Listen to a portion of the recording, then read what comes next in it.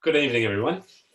My name's Mark Smith, and on behalf of the Word for Word National Non-Fiction Festival, I'd like to welcome you to this special festival preview event. The Geelong Regional Library Corporation acknowledges the Wadawurrung and Eastern Maar original owners of the lands on which our library services operate and our festival runs. We pay respect to Wadawurrung and Eastern Maar elders past, present and emerging. We acknowledge and celebrate First Nations peoples of this land as the custodians of learning, literacy, knowledge and story. The Word for Word Non-Fiction Festival is a unique annual literary event showcasing non-fiction writing in all its many facets and forms. This is the festival's 7th year. I'm a member of the Word for Word Advisory Committee, and I'm excited to be involved in the festival again, which this year will take place entirely online over 3 days from Friday, November 20 to Sunday, November the 22nd. The theme is life changing, and isn't that a theme for our times? The full program will be announced on the 1st of October, and while I can't divulge any of the lineup just yet, I can say it's full of hard-hitting topics and thought-provoking speakers. To find out more about Word for Word, I encourage you to sign up for the festival e-newsletter, which we will send a link after this event. I now have the great pleasure of introducing our special guest this evening, Emeritus Professor Judith Brett and facilitator Eve Fisher. As a writer and as an environmentalist, I was deeply affected by Judith's quarterly essay, and I really look forward to this conversation. Over to you, Eve. Thanks, Mark, and good evening, everyone. Thank you for joining us tonight. Just a couple of housekeeping reminders. You can participate in the live webinar by clicking on the Q&A button and typing a question to comment. We really welcome you guys to question because we'll be including as many questions as we can from the audience. Just include your name and where you're from. And you need to touch your screen to see the Q&A if you're using, and chat functions if you're using an iPad or iPhone tonight. Please stick with the Q&A as much as you can. Because if you put questions in chat funds, it just makes it more complicated for us to see them. But this webinar is also being recorded. So if you'd like to watch the discussion again or recommend it to family and friends, it'll be uploaded to the library's YouTube channel within a couple of days. Now, although I'm a journalist, I was actually asked to facilitate tonight because of my involvement in the environmental movement and politics. I'm a former Greens endorsed Surf Coast Shire councillor, and in 2013 I was awarded a fellowship to research community renewable energy overseas. My guest tonight has a somewhat more impressive background. It's a great honour to introduce Judith Brett, an Emeritus Professor from La Trobe University. She's an author of several books, including From Secret Ballot to Democracy Sausage and The Enigmatic Mr. Deacon in 2017, for which she won the National Biography Award. She's a former columnist for The Age and has written previous quarterly essays. On the coal course, Resources, Climates and Australia's Future, Judith provides a comprehensive timeline and analysis of Australia's economy and what she terms the resource curse. She doesn't just look at the impact of coal on the environment, but the way it ties in with the history of manufacturing, politics, the lobby movement, the politicisation and erosion of native title and Indigenous land rights, as well as the move towards renewables. Most importantly, Judith explores leadership, vision and history and looks at the costs of Australia's coal addiction. She asks, where will we be if the world stops buying it? Welcome, Professor Judith Brett. Thank you for joining us. Thank you very much. Thank you. So where will we be if this world stops buying our coal? We've got a lot of it. Well, I mean, one of the reasons I wrote this is that it seemed to me that our political leaders were not giving very much thought to this. They were assuming that we'd been the lucky country and we'd keep on being the lucky country. Once we could sell wool to the world, then we started selling minerals, including fossil fuels. And so, you know, the thing is, if the world stops buying it, it's a problem for our export income. We've been very reliant since the 1960s on the export of minerals to earn foreign currency. Now, if they stop buying iron ore as well, we'd be really in trouble. But our export income is not that diversified. Yes, we also sell food, and up until the pandemic, we were selling tourism and international education. So, you know, there's a big hole that's been put in our export income, and I think it's made Australians aware of how vulnerable we are to external shocks. Absolutely. That actually leads what you just mentioned, because you say that in 2018-19, our top exports were iron ore, coal, natural gas, international education, and tourism. The top three, so those commodities, were 41.8% of our export income in that year. There's no manufacturing on that list. You cover the death of manufacturing in Australia, predicated by the introduction of protectionism through tariffs on imports, introduced in the late 1800s by the National Reform and Protection League. So what are the lessons here, particularly in relation to raw materials and commodities and manufacturing? And is it possible to translate those lessons into developing robust policy for environmental protection and reform? That's a lot of questions in there. Look, I think there's a number of stories in there, but one of the stories I wanted to tell was really the story of the economy since the Second World War, since wool collapses in the 1950s as an export income, as natural fibres, artificial fibres come online, and we were saved by the fact that we had minerals to export. Now, the other thing that happens after World War II is Australia had an enormous shock. I mean, it was very aware of its vulnerabilities. So we did two things. We started the post-war migration program because we needed to populate or perish, i.e. build the population. If we were going to have a bigger population, we had to have jobs for them. And we'd also been made very aware by the war of how limited our manufacturing capacity was. So there was a big commitment on the part of the government to try to attract foreign investment into Australia to build manufacturing capacity. And that's when we started building cars, making washing machines, making white goods, really building our manufacturing. This provided work for a lot of, the young migrants who were coming in, as well as for Australian workers. Now, that all, ticked along quite well, made us for the 50s and 60s. But because, the thing I left out there was that our manufacturing was protected by tariffs. That is, we could have imported many of the things we were making more cheaply, but we put tariffs on it in order to protect that manufacturing. Now, that was fine up to a point, but what happened was our manufacturing became uncompetitive internationally. And so when we started in the 70s, it became much harder to maintain. Australian consumers were paying a lot for things that was holding back other areas of the economy, because it's not just Australian consumers that's paying a lot. It's Australian businesses who want to import machinery and capital goods and that sort of thing. So in the 1980s, when Labor sets about trying to sort of internationalise the Australian economy, one of the things it does is it starts to dismantle the tariff wall. Now, it does that because what it hopes is that this will make Australian manufacturing competitive and export oriented. Keating in particular wanted us to have a strong manufacturing sector that was export focused, because the manufacturing sector we built after the war was just to provide domestic goods. It was just focused on the domestic market. And that worked for a while, and we started export manufacturers. Even cars started to appear in the top 10 up until about 2000. And there's a change of government. The coalition under Howard are not quite as committed to industry policy as the Labor government was, but they leave things in place a bit. They fiddle around a bit. But the big thing that then happens is the rise of China. Now, that has, in a way, two big effects for Australia.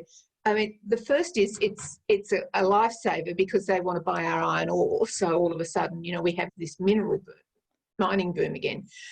But secondly, they suck manufacturing capacity. They can make things cheaper than everybody else. I mean, when we're not alone in our manufacturing suffering from that. I mean, you can see the United States does too. It's one of the things that Trump, has ridden to power on.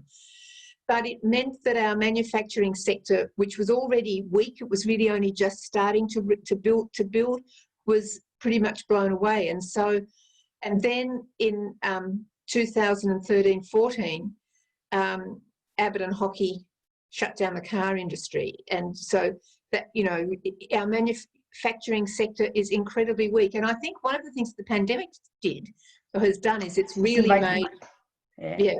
Can we revive it?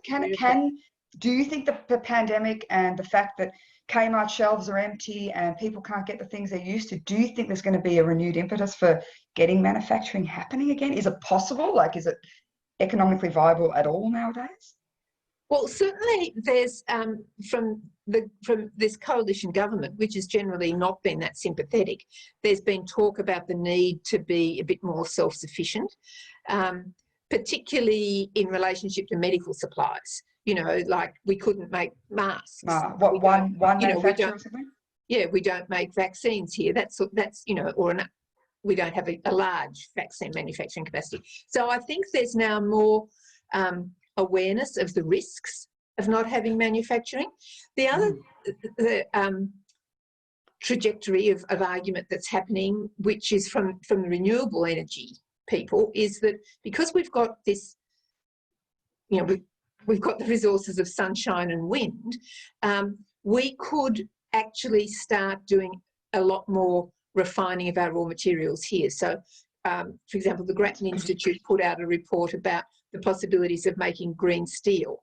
That is, you know, we, instead of shipping our iron ore to China for it to be made there as steel, and shipping it back, and then but getting it back, we could be making more of it here. So I think there is certainly amongst the people interested in renewable energy, a lot of talk about the way that could be perhaps used as a cheap energy source for manufacturing. It's going to be difficult because we've also let our technical education systems run down too. So it's going to require some political leadership. And we just have to wait and see, I guess, isn't it? Yeah. I mean, you do talk about the bipartisanship that's happened because of the pandemic. Yes. And, you know, you contrast the bipartisanship with the partisan response to land rights or climate change or the plethora of other issues over the years. And you write that in the past 15 years of climate wars have, in the words of journalist Alan Kohler, ruined Australians' ability to conduct any kind of sensible discussion about economic policy to achieve a consensus on anything. Do you think there's more hope post-virus, that people are going to start demanding politicians stop what you call debilitating political polarisation, take a more bipartisan approach to governing? It would be nice to think so. Look, I think one of the things that's happened is at least we've stopped the denigration of science has stopped, because one of the things that the pandemic has done is it's made Australians and the politicians particularly realise how important science is, because if there's going to be a vaccine, but even in the management of the pandemic, it's scientists who we're hearing from. And after the very anti-science, anti-intellectual atmosphere that the coalition had, particularly under Tony Abbott, I mean, I think that's been an advance. With the bipartisanship, it's quite hard to tell at the moment, because we've also got this dynamic of the federal government and the state governments, because we could say, I mean, there's a way in which the national cabinet, so-called, is bipartisan because it has Labor premiers and coalition premiers and a coalition prime minister. So it's actually parties having to work together, even though they're not working together necessarily inside of the parliament. And it's early days to see how that's going to work out. There's quite a lot of tension, it seems to me, starting to come at the moment in between, certainly, like as a Victorian, and I'm sure, you know, Victorians would be aware of the tension between our Premier and the Prime Minister, and tension with the Prime Minister and the Queensland Premier over border closures, for example. The Premiers are all busily closing their borders and the Prime Minister wants them opened. So at the moment, there doesn't seem to me to be much innovative policy development happening. It's like the politicians are just managing the crisis, really. Yeah, that's all people are focusing on now, isn't it? There's, you know, we've got all what will the numbers be tomorrow, through. You know? Yeah, exactly. And we know that there's policies of all shades being slipped through at the moment. And we know that there's environmental stuff that's been going on as well. There's the coal seam gas or the gas mining in Victoria that's changed, and there's the push, Scott Morrison's push for natural gas, and the issues that are coming up with that, and the backlash he's getting from that. So it's a tricky time, I think, in politics to have a lot of transparency away from the pandemic. Would you agree? Yes. Well, that's right, because we haven't had Parliament sitting, so that means, you know, yes, we've seen a hell of a lot of we've seen, you know, the Treasurer, the Prime Minister, the Health Minister, but we haven't seen, and we've seen a little bit over China of Foreign Affairs and Defence Ministers, but we haven't seen much of the sort of other business of government because there's not been much legislation. Like, one of the things I looked a little bit at Karen Andrews, who's the Minister for Industry, I think, and Science. You know, they change their names all the time. But, you know, she's actually a science, I think she's either a science or an engineering graduate. And she certainly talks in quite a committed way about manufacturing, and quite sensibly, and about renewable energy. Okay. But, you know, she's relatively sort of junior in the ranks, but she's quite, I mean, it's a big advance on where the coalition was, I think, under Abbott and Hockey. Yeah. Scott Morrison definitely seems more responsive, I think, to what the general sort of feeling is in the nation, and realising that backlash is easy now. It's kind of, there's a lot of lobbying in all areas, and I think he's being more aware now and much more careful. Yes, and I don't think, I mean, when you read, you know, people who know Morrison better and have been watching him for a while say he doesn't actually have strong policy convictions. You know, he wants to govern in that sense, but he doesn't have a policy agenda in the way that Howard did or the way that Abbott did. Yeah. Now, that's in many ways a good thing, because it means he's going to be more open. On the other hand, he does tend to be a bit reactive, like that COVID commission or committee that he set up that was chaired by Nev Power. I mean, it looked like it was a sort of thought bubble. You know, where did he, you know, who was put on it? There wasn't much transparency. He didn't seem to have consulted widely. So, you know, but you also feel that he's not, he hasn't closed. He's not closed-minded. And if you look, he doesn't actually, sometimes he comes out spruiking gas, but he certainly doesn't come out as a climate denier, climate change denier in the way that Abbott did. That Abbott did. Yeah. It's like the whole climate denial thing's interesting, because I've actually was sort of wanting to look at that as a psychology thing, because you wrote the mining industry's campaign against land rights and native title gave it the capacity to mount public relations and advertising campaigns and the confidence that it would win. And it created a network of influential right-wing warriors primed to defend Australia's existing distribution of power and resources. When climate change began seriously to threaten the industry at the end of last century, they knew what to do. So do these people really believe their own climate rhetoric? Are they really climate deniers? Or is it simply cognitive dissonance and political game playing to the end of money making and dominance of the mining industry and lining pockets of our politicians? Well, look, I think there's probably, that these people probably includes quite a lot of different people, you know, so there'll be industry executives who'll be seeing their job as to be responsive to the shareholders and to, you know, make money in the way, you know, keep their business afloat. But what I think in terms of the influence of climate denialism on the coalition and the National Party, these are people who don't actually have necessarily have an immediate stake, financial stake. And I think early on, you know, at the turn of last century, I think many of them did believe that the science, you know, was a beat up. You know, there was I think there was it was a denial, and it was a partly because it to accept it means that you have to rethink a whole lot of other assumptions about, hence the cognitive dissonance, because it's a powerful thing about our sort of industrial economy and our commitment to growth and general issues of the sustainability of the Earth's resources, not just climate. But it also fed into this sort of mindset they have that environmental gains are always going to come at the cost of the economy. You know, environment versus economy is how certainly the coalition have been seeing the problem for a long time. Now, there's been obviously a lot of arguments to say you've got to look after, you know, environmental things can actually contribute to the economy. Oh, exactly. It's like jobs in renewables. There is this idea that somehow giving a win to the environment will cost jobs in some way, you know?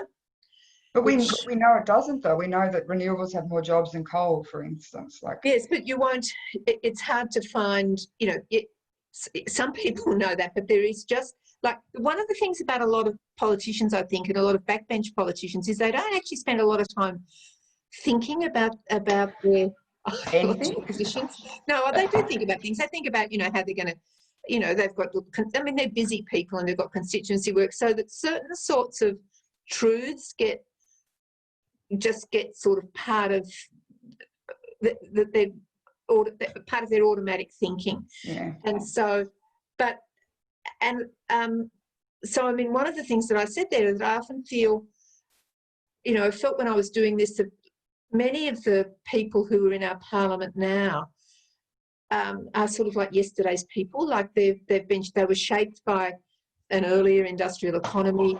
They have a sort of optimism. They have a commitment to the extractive industries, which is a way of what Australia's wealth's been built on. And they just are too old to take on the new ideas. That's you know, a bit like when Donald Horne wrote in the early 1960s about the old men that were still running Australia. It was the war, people shaped by the war who was still in power, and he talked about the young, impatient people at his age. He was probably in his 40s when he wrote it, with new ideas and quite different attitudes to race and gender. When was their time going to come? And I feel in some ways we're at a bit of that moment. Yeah, it's changing of the guard almost. It's a very different place now. Well, that's what we'd like. You know, I just say there won't be plenty of young fogies out there. Yeah. We've got Peter Hocking has made a comment that when the last tree is felled, is when they'll realise that you can't eat money. And, you know, and my favourite is, you know, next time someone says that the economy is more important than the environment, ask them to count all their money while they're holding their breath. And it's, you know, I mean, we know that as environmentalists, we know that there's money to be made, there's money to be saved, there's mitigation, there's jobs, you know, it's a lot cheaper than jobs. Yeah, we do. So let's talk about lobbying, because you wrote, you know, included a 1985 quote from Western Mining Chief Hugh Morgan. Politicians can only accept what is accepted in the public opinion polls, so you have to change public opinions. So why have lobby groups, and that's of all political persuasion, not just the right, why have these lobby groups maintained their grip on the political landscape despite the fact that people know what they're doing? Why are people so easily convinced?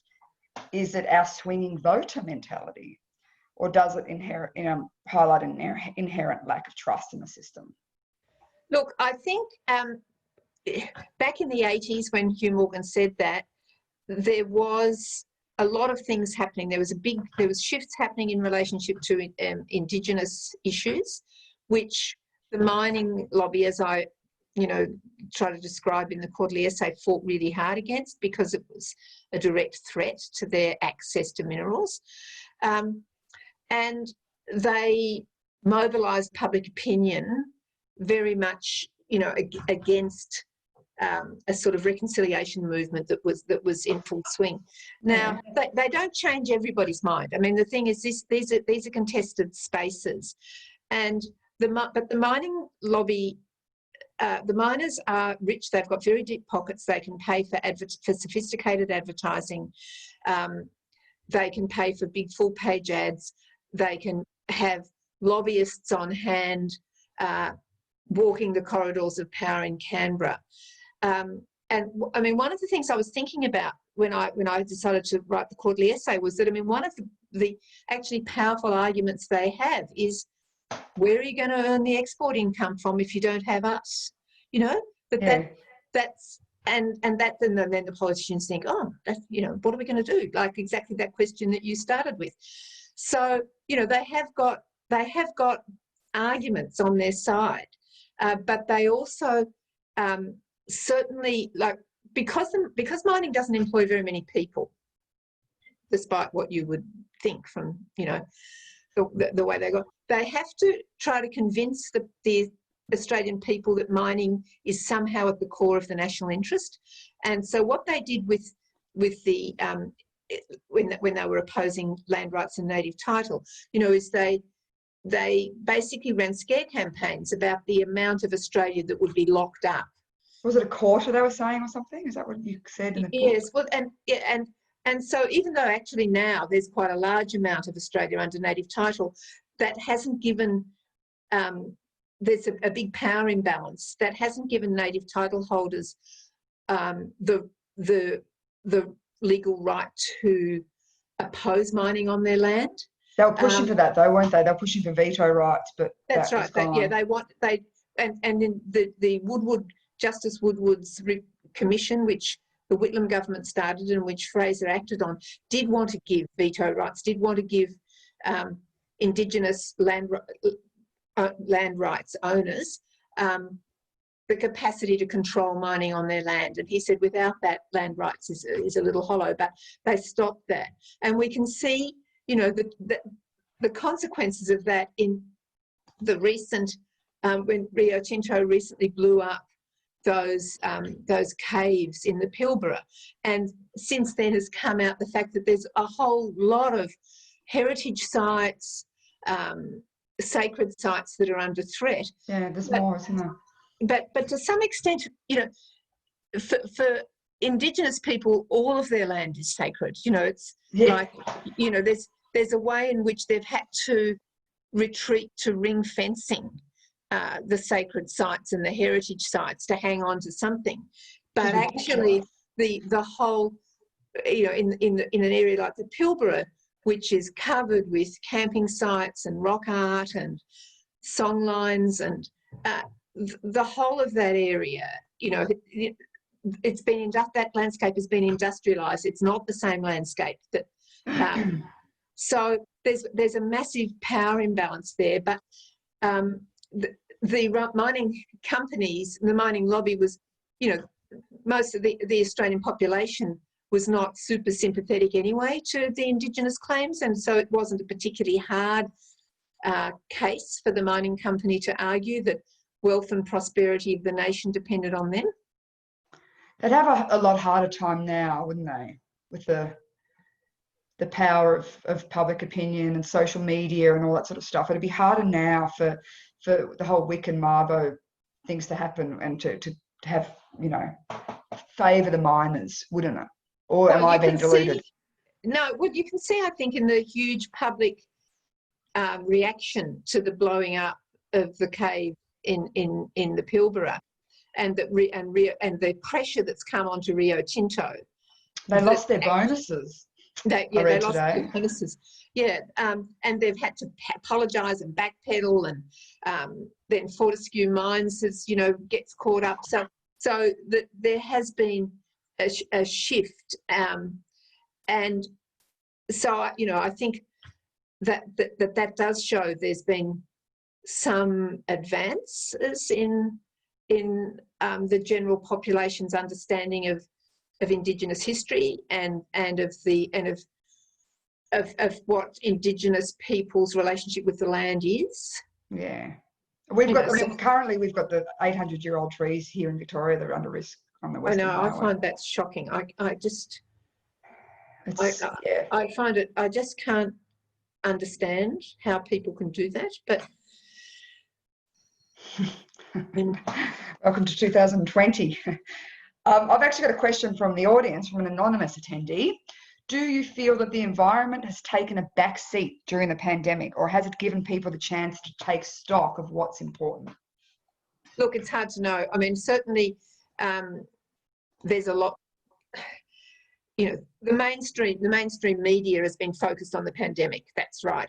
But there's quite a lot that's been happening. There's been a review that's going on.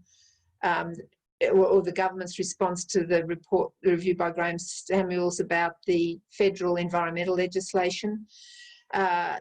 It's the government, I mean, I don't have a lot of confidence in the way the government's going to respond to that. But I think it's a bit too early to tell, really, because, you know, I don't know how the other, or you, rest of you Victorians feel. I mean, you're not quite as locked down there in Geelong as we are up here, but you're still pretty restricted. It's like we're in, I feel like we're in a sort of a bit of a, we're sort of stalled at the moment. Holding pattern. Yeah, holding pattern, you know, just trying to get through to the end of the of this stage of the lockdown, and then what are we going to be allowed to do? And, you know, so what actually people are reflecting on in this, it's a bit too early to tell, I think. We'll just have to, wait and see. It's, I mean, you know, the media, like, there's another issue today about a law that's been passed about the, sex assault survivors using their names, and they now face a $3,000 fine if they use their name in the media to discuss their assault. This was just slipped through as before Parliament in February. It's just been announced today. I mean, we've got a holding pattern, as you say, and can we blame the media for literally covering nothing but COVID for the past 6 months or whatever it's been? Because really, if they're doing it, it's like, why are they not covering the news? Why is there not more about Parliament? It's partly the Parliament hasn't been sitting, I think, and I think that's been terrible, actually. So do I. And I can't see any reason why the Victorian Parliament can't be sitting. They don't have to fly anywhere. So, and they should be able to work out ways. I mean, well, they are sitting this week, but I think it's been terrible, and we should all be pretty disappointed in our elected politicians on this one, I think. Yeah, absolutely. It's affecting our democracy, really, isn't it? I've got a question from Helen. She's read that BHP shareholders have requested they don't action any work on Aboriginal heritage areas until the law is changed.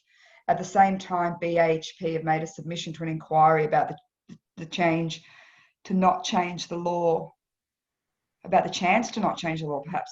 Would you comment on this, please? Yeah, well, look, I mean, it's a bit like with one of the things I think that's happened with the climate change activism and all groups like Market Forces is that there's been a lot more shareholder activism, that shareholders realising that they can put pressure on companies and pressure on boards. And I think we've seen that to some extent with climate change, and we're seeing that in relationship to the real public backlash against the destruction of the caves in the Pilbara.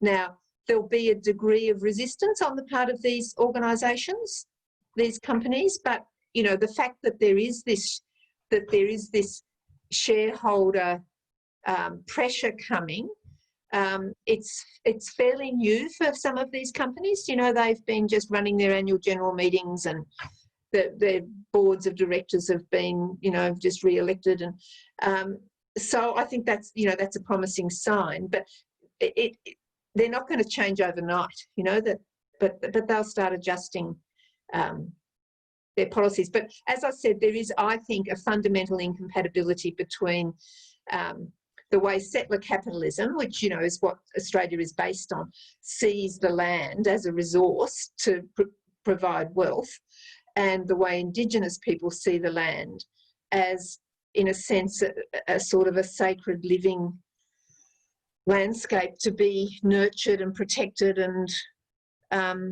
looked after. And there is a fundamental incompatibility there.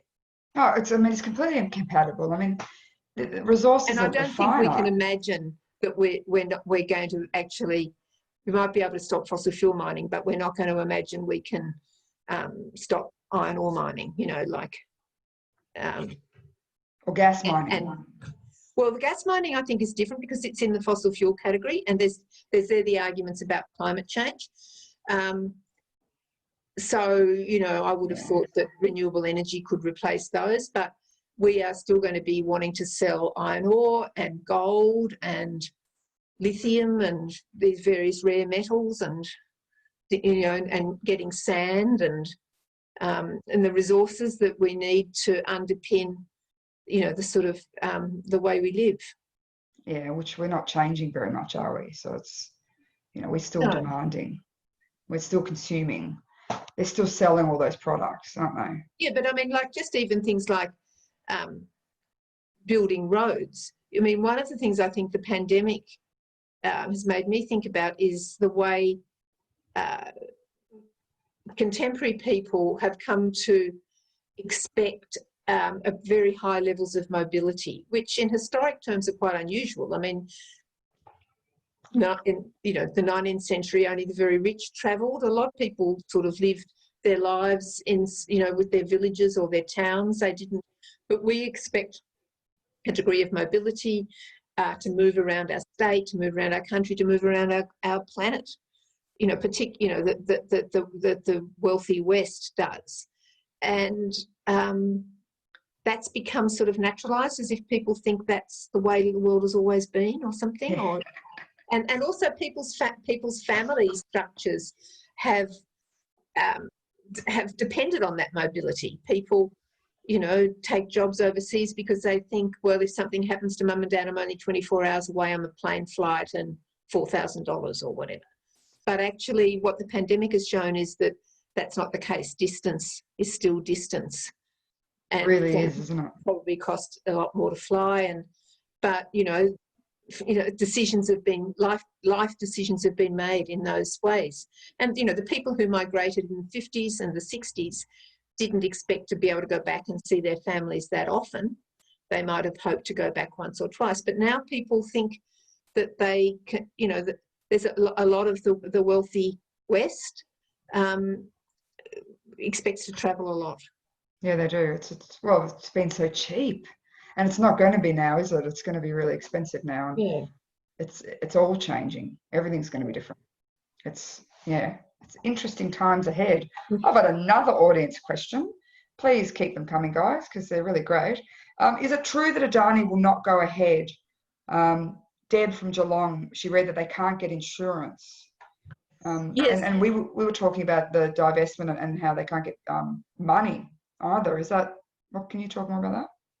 Yeah, look, with Adani, you know, I was saying every day, you know, I read the business pages. We get the Australian every day, and I read the Age Online, and I read the business pages, and I fluctuate between optimism and pessimism, you know, because I'm looking out for stories about coal and stories about renewable energy, and they're sort of, at the moment, they're sort of evenly balanced in terms of things that make you feel optimistic and things that make you feel gloomy and wrist-slitting. And Adani's a bit like that, you know, that John Quiggin, who's an economist at University of Queensland, I can't remember, but he had an article where he said, you know, the whole Adani makes no economic sense with the price of coal having gone down. We know that there's coal companies going out of business around the world. Coal-fired power stations are being shut down, but yet, you know, Adani will say, yep, no, we're going ahead, we're going to be digging the first buckets of coal next year.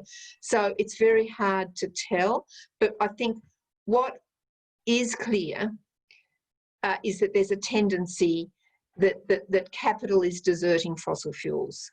Yeah, in a huge way. Yeah, at quite fast. They might be, they're not deserting it as fast as many of us would like, but they are deserting it, and that fossil fuel, coal in particular, is becoming less lucrative to mine. And I mean, with the debate that's happening about gas at the moment, where Angus Taylor and Scott Morrison seem to have decided to embrace gas as a transitional fuel. Now, that was an argument that was really being put at the end of last century. Now, on the one hand, it's good that they're talking about the need for a transitional fuel, because people like Tony Abbott didn't think we were transitioning to anywhere, that we needed to transition. But there's now more evidence about the damaging emissions from gas in terms of the impact on the heating planet. But also the gas infrastructure is very expensive to develop, and so there needs to be the people investing in that need to be sure that there's going to be a market for the gas at a good price for many years in order to recoup their investment, and that is becoming less certain. So, you know, business is in many ways much more rational than politics is, because they have to make long-term risk assessments. So, I mean, it's a complicated and roundabout answer about Adani, but I see Adani in the same way. It's very hard to know exactly. Like, it may be that the owners of Adani have decided that they're going to go ahead with this despite the fact that they're going to lose money. But it's across the whole of the energy sector at the moment. I think there's this, it's very sort of finely balanced in some ways. But it looks to me like there's a sort of a transition happening, and it's happening because the cost of renewable energies is coming down. The economics of fossil fuels are being undermined. Even if climate change weren't happening, it's like there's now this momentum with renewable energy, a technological momentum that is making fossil fuels obsolete. Which is a good thing. We've got a question from Tom in Anglesey. What are your thoughts on nuclear power in Australia? Look, I don't have deep-seated objections to nuclear power. It's not, but in terms of climate, it takes a while to develop nuclear capacity. So, you know, and the fact that we've got to get our emissions down fast, it's not necessarily an option for that. But as I said, I don't have deep-seated objections to that. Not with what the waste products or the risks? Well, there are problems with the waste products and risks, but I think the risks of climate change are greater, and I think that if it were possible to bring nuclear power online fast in order to stop burning fossil fuels, I think I would accept the risks of nuclear power against the risks of keeping on burning fossil fuels. Okay. Another anonymous question. What are other countries doing? This was written quite a while ago. I'm trying to think of what we were talking about then. What are other countries doing? Are there any policies or practices you think we should be adopting here, I guess, to transition? Well, I mean, we have to have a national energy policy for a start, you know, with clear signals for investors. So we really need a market mechanism for, you know, so that carbon is priced as as an external cost, which builds a market mechanism to encourage people to move away from businesses to move away from coal. I mean, the point is Australia had actually quite a good functioning emissions trading system under that Julia Gillard brought in. I can't remember what it was called. Everything went through. But anyway, the thing is that was working quite well when there was a price put on carbon. Our carbon emissions started to go down. And then when Abbott came and called it a tax and took it off, we went backwards. But you know, we had a policy that was working. So it's not, we don't, you know, we can look in our own backyard and see things that were discarded. I mean, I think that, you know, that I mean, Tony Abbott was an extraordinarily destructive Prime Minister, in my view. You can only go up from there then. Yeah, but we lost a lot of time. We did. Absolutely. Yeah. It's we went back a long way in that short time. And you know, Ross Garnaut's book in Superpower, he talks about, I mean, as I said, we had a system that was working and that would have enabled the Australian economy to transition for its own power generation to a much less carbon intensive economy without very many costs. And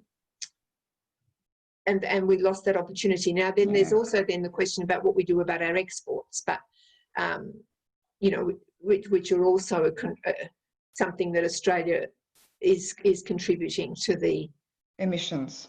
to emissions, yeah. Yeah. To emissions. It's like a couple of % difference of our per capita emissions versus when you include our exports. Yeah, and you have It's a to include huge the deal. exports, yeah. Yeah. But the other risk when you were talking about the exports, and Mark Butler has talked about this, is that if Joe Biden wins in the United States as president, he's got quite an ambitious program around climate change, and it's not inconceivable that countries which don't decarbonise will find that they're penalised in trade. So that there's that sense in which Australian politicians are not really looking with clear eyes at what the rest of the world's doing and what the risks are for our overall economy. It's tough. Tom from Anglesey has reminded us that France buries its nuclear waste in the Champagne wine region, so the threat of waste narrative is overblown. But Peter has responded and says we have a perfectly adequate nuclear reactor 150 million kilometres away, and that's close enough. Now we've got Surf Coast Shire Councillor Margot Smith, she's an Anglesey Ward councillor, has asked us, how much notice do you think businesses take of community backlash, such as the fight for the bite?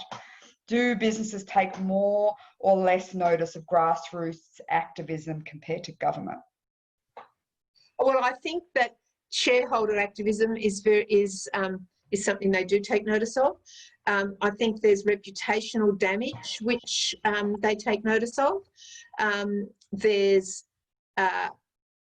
customers taking their business elsewhere, like has happened with some of the banks. That there's been a lot of targeting of a lot of argument, or strategies developed by climate activists that people should move their bank accounts from banks that invest in fossil fuels to those that don't.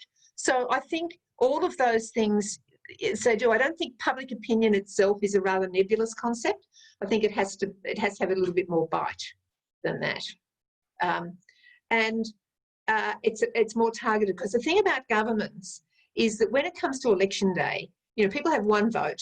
They make up their mind on a whole range of issues, and then different groups say it was because of this or because of that, but it's a whole bunch of things. So it's a rather blunt instrument in a way. I think, whereas the pressure that can be brought to bear on companies is sharper and more focused. And probably getting more so. How much do you think apathy plays a role in the way Australians vote? Do you think a huge number of Australians are invested in politics, and do they think their vote counts? Do they see it as important, or do you think because you've got to vote, they just do it? Well, look, a bit of both. But when I was first teaching Australian politics, we used to say, the swinging voter was the apathetic voter, the sort of, airhead. But that's changed. What's really changed, I think, in the last 30 or 40 years is the number of voters who have a very strong identification with the political party, who always will vote Labor, Liberal, rusted on, National Party, the rusted on. The rusted on voters have declined. Now, that means that a lot of the people who change their votes between elections, or split their vote between the lower house and the Senate, or vote differently in the state from what they vote federally, has increased, and they are making much more strategic decisions about their votes. So, in fact, I think we've got a better informed electorate than we had back in the day, when there was a whole lot of rusted on people who voted, blindly. My country right or wrong, my party right or wrong. Yeah. Oh, that's good. That's hopeful, because we want people to be informed. Like, when you have compulsory voting, there's always the risk of donkey votes all the time, or people not bothering.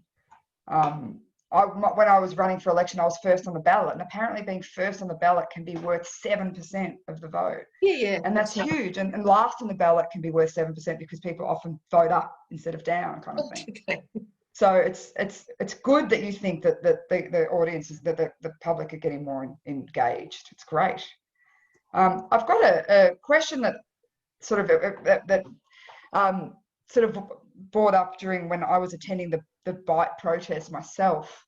It's a long question, Judith, sorry. Virtue signalling, particularly in the Green movement, would have to be one of the more tricky issues to navigate. As I said, I turned up to the protest in Torquay in support. The problem is that I drove there in a petrol car and I witnessed hundreds of people on a fiberglass surfboard paddling out to protest the invasion of a polluter in our backyard. None of us pledged to use less oil or ride wooden boards or do anything crazy like that. We turned up, we put stuff on social media and we went home again and we won, which is great.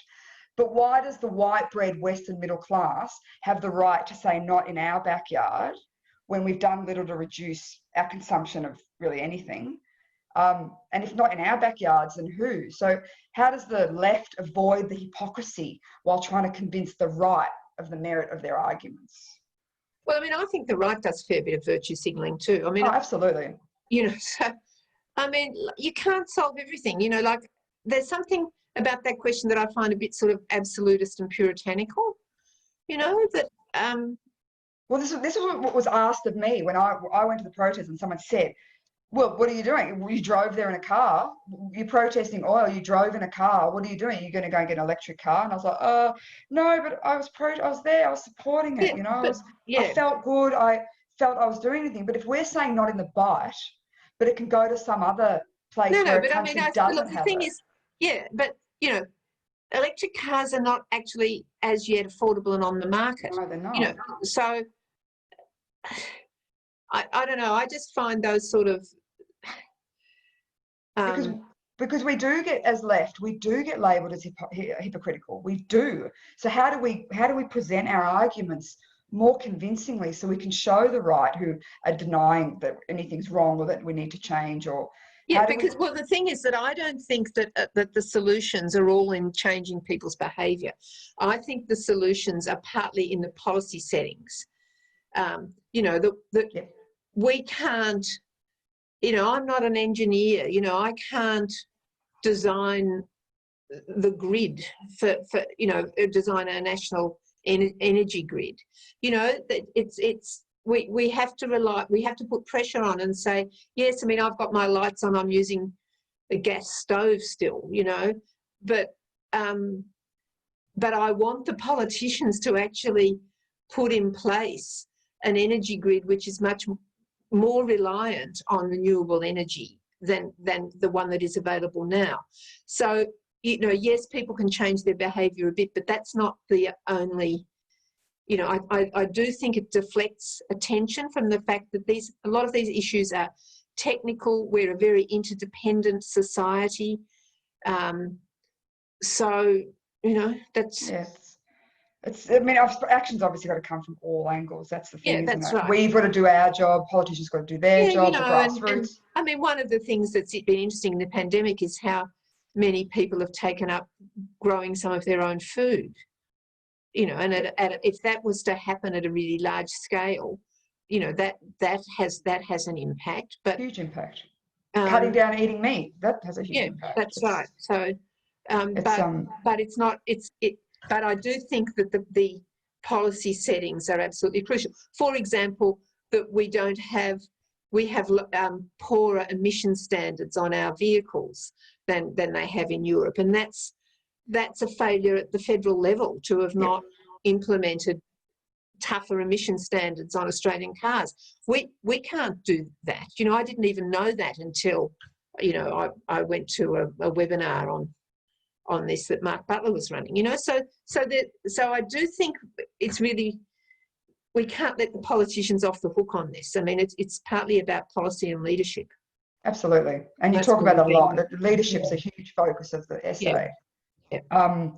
I've just a couple of quick ones. I've got Lisa saying, do you think we've moved too far to vote for the person rather than the party?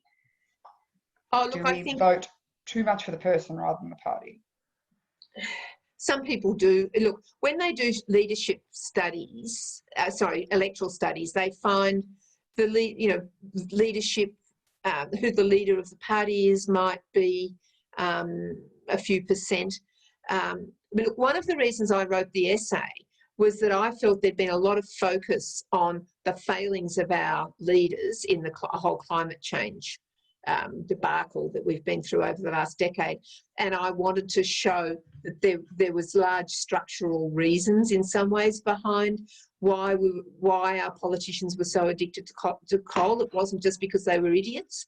It was because there were ways in which our economy was addicted to coal, and the politicians are there to make the economy work, you know, so, and that's why it was such an intractable problem. And I felt that a lot of people, particularly in the climate movement and on the left, that this would help them understand and move a little bit away from, I mean, I've been blaming people too, but to see that we have to think about ways in which the economy can, you know, we've got to realise that Australia's got some economic problems about the move away from fossil fuels. And I do think that actually this is becoming, that people are more aware of that now. And I do think that the pandemic has made people think a bit harder, a bit harder about the structure of our economy. Absolutely, it really has, because everyone's been affected by it. So it's, that's absolutely. And you're right about the blame thing. Like if we just start working, like you've said, the bipartisan thing about the pandemic, if we could just get bipartisan work on the environment, I guess we'd have some sort of hope of a good outcome. Stephen wants to know your thoughts on coking coal, the use of coking coal in the smelting process as opposed to thermal coal in power generation. How long do you think that, will that be, you know, a long time before we get rid of that, or is it? Well, look, that's a technical question, but I know that the Grattan Institute put out a paper on green steel, which was that the metallurgical coal could be replaced by hydrogen to get the price, the temperature up. So, you know, because that's been, people have said, okay, yeah, we can get rid of, you know, the thermal coal can be replaced by wind and sun, but what about the coal? In the smelting process. Yeah, in the smelting process. But there is certainly work being done to try to get to that. And Tony Wood has written, of the Grattan Institute's written a paper on this. Yeah, great. Well, hopefully people can start looking at some of the things you've suggested for us. It's been very enlightening tonight, Judith. Thank you so much for being involved, and your piece was fantastic. I was going to ask you a question about how on earth you make things sound so clear, and you make dry subjects interesting. It really, you know, I smashed that essay. It was. I felt like I learned Australian history. I had no idea about half the stuff you talked about in that, and it was so simply written. You write like a journalist. It was awesome. Well, the answer is 20 years of lecturing to 18-year-olds, teaching Australian politics. I mean, I taught a subject on Australian public policy, which the students would say, oh, we can't do economics, you know, and I'd say, yes, you can. It's really easy. It's just common sense, you know. It's interesting. And it's interesting. So I actually think that all those years of lecturing is very good for writing, because when you're lecturing, it has to be tightly structured, and it has to be pithy. You have to get to the very core of what it is you want to say quickly. And I taught first-year Australian politics for many years, and you're teaching to 18-year-olds, you know. So that's the answer. You nailed it. You nailed it. Guys, you can purchase a copy of The Coal Curse from the Quarterly Essay website at www.quarterlyessay.com.au. You can also borrow it from the Geelong Regional Library in hard copy. The library is offering click and deliver home delivery service, which members can now access through the website and have up to 20 items per month delivered to their homes. Of course, don't forget that you can see more of this kind of event at the annual Word for Word National Non-Fiction Festival online from the 20th to the 22nd of November, with the full program available from October 1. Judith, thank you very much for having us tonight. Oh, thank you for having me. It was great. It was really fantastic. I hope everyone enjoyed themselves. And on behalf of the library and the Word for Word Literary Festival, thank you all for joining us, and have a very good night. Thanks. Right.